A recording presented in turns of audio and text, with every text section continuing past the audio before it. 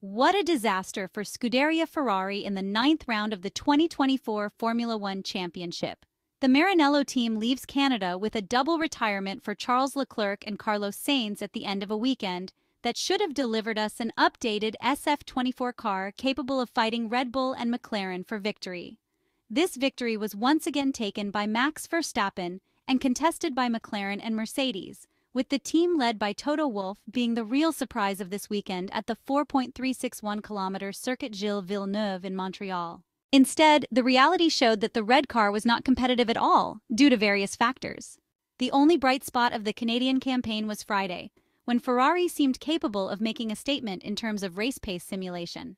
There is a strong sense that something changed in the setup on Saturday morning, as confirmed by team principal Frederic Vasseur, who did not hide the fact that there was a problem with the setup choice, which apparently also compromised the tire work on Saturday. Sunday, which started with rain, immediately exposed some previously hidden issues, such as the reliability of Charles Leclerc's power unit. On the other hand, it seems that beyond the failure, the SF24 single-seater would not have been able to fight for important positions anyway. Everything was too flat in a weekend where the Maranello team, with all due respect, didn't understand a thing. At Ferrari, they now have to deal with a very nervous Charles Leclerc, and rightfully so. Already during the disastrous qualifying session on Saturday, the Monegasque driver showed signs of frustration. Evidently, the harsh reality was not well absorbed by the Monaco Grand Prix winner, who found himself with a difficult-to-drive, non-competitive Ferrari car and a power unit problem in the race that cost him about 80 horsepower. Certainly not ideal after having to start from the midfield zone. Charles Leclerc had to struggle with his SF24 for the entire race until his retirement. Between very heated team radio exchanges with his new Ferrari race engineer Brian Bozzi, who tried to calm things down as much as he could, and constant work with the steering wheel in order to find a solution to fix the power unit issue, number 16 of Ferrari is expected to have a big headache this Monday upon returning to Europe. There will be investigations, especially since the continuous changes of the power unit in recent weeks inevitably trigger more than one alarm bell in Maranello. Charles Leclerc, after his retirement in Canada, mentioned that they often change components on the power unit, which is not a great sign. He emphasized the need to analyze the problems they had in the race, as he was unsure what happened, but noted that he was losing between a second and a half on the straight. The race was very difficult for him as he had to do 1,000 things on the steering wheel. On a dry track, everything levels out, but he was losing too much time, and at that point, he realized his race was over. It was not any better for the other Ferrari car, that of Carlos Sainz. According to Frederic Vasseur after the race, the Spaniard suffered damage to the floor at the start after a poor launch from the starting blocks, losing positions and effectively compromising his race 100%. As long as the conditions were wet, Carlos Sainz's SF24 didn't go well, but it began to perform slightly better as the track dried. At that point, however, came the big mistake at turn 7, which ended the race for both Carlos Sainz and the unfortunate Alex Albon, who did everything possible in order to avoid the Spaniard's SF24, but couldn't. Yesterday, Carlos Sainz knew it would be a tough weekend for Ferrari in Canada, but he certainly didn't expect all these difficulties, considering the overall positive recent weekends. After the race, the Spanish driver stated that he had no pace. With the intermediates, he honestly expected to do better, but they were never competitive this weekend in any of the conditions they faced. With the slicks towards the end, he was able to go a bit better, so he took more risks, and when he pushed harder, he spun. He emphasized the need to analyze the whole weekend.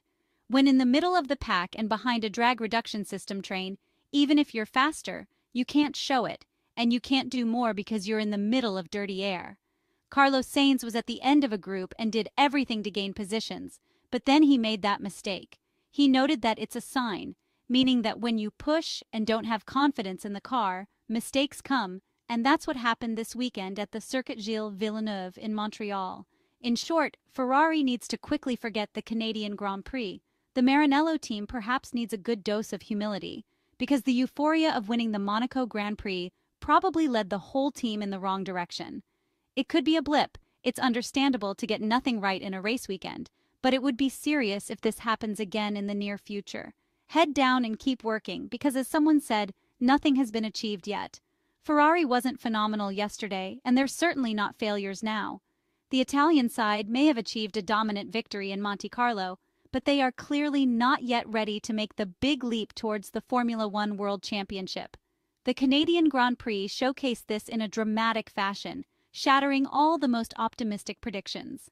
After the most disastrous qualifying session of the year, Fred Vasseur had offered some hope, stating that they expected to recover and to be competitive in race pace, both in dry and wet conditions. However, this turned out to be a significant miscalculation, as the Ferrari SF24 cars were not competitive at all, and after 10 laps, both cars were trailing by over 40 seconds.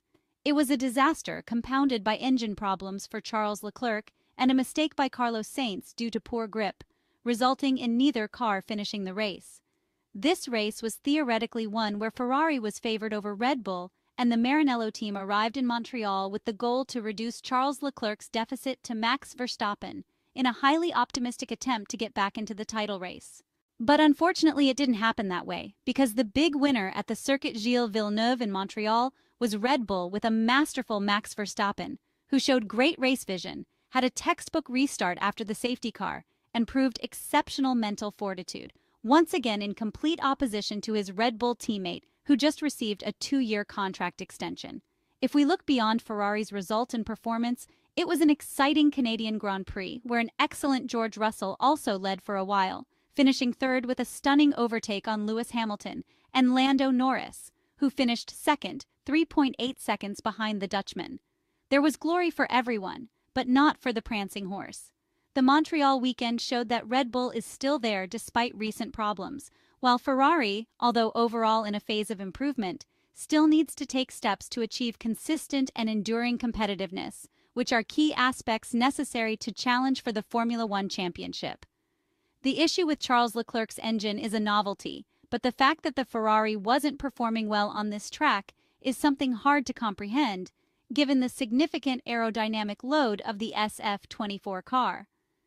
Fred Vasseur says that the problem which partially caused the disappointing outcome in the Canadian Grand Prix for the Maranello team has been identified. Good to know. The next round of the 2024 Formula One Championship, namely the Spanish Grand Prix at the Circuit de Catalunya in Barcelona, which is scheduled to take place in 2 weeks, will tell us how things really stand and what Ferrari's true prospects for the current season really are. But in the meantime, McLaren is also flying and seems to be Red Bull's main challenger at the moment, despite the fact that the team led by Andrea Stella failed in terms of strategy this weekend, and Mercedes has bounced back. But when will Ferrari return to constantly performing at the top?